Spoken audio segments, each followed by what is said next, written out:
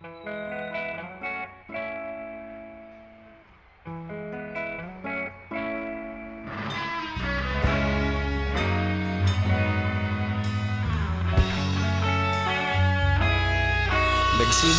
ang lahat sa eskwela, nagsama-samang 12 sa kalokohan at sa tuksuhan, hindi maawat sa isa't isa. Madalas ang standby sa cafeteria, isang barkada na kay saya. Laging may hawak-hawak na gitara, konting udyok lamang kakanta na. Kay simple lamang ng buhay nun, walang mabibigat na suliranin. Problema lamang laging kulang ang datong. Sana napunta ang panahon? Sana nga ba?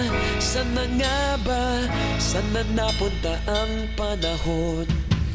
Sana nga ba? Sana nga ba?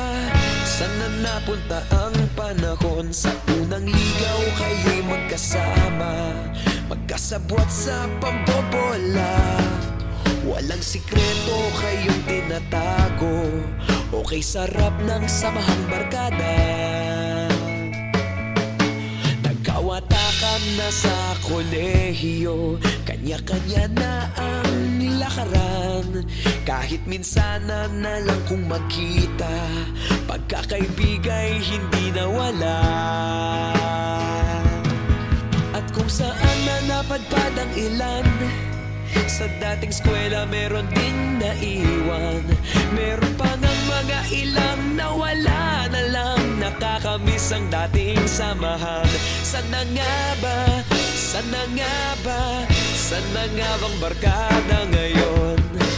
Sana nga ba? Sana nga ba? Sana nga bang barkada ngayon?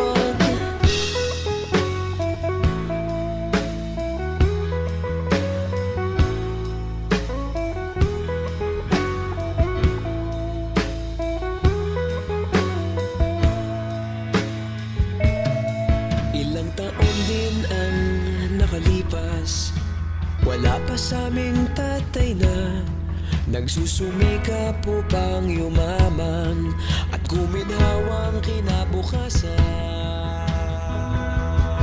Paminsan-minsan kami nagkikita, mga naiwan at natira.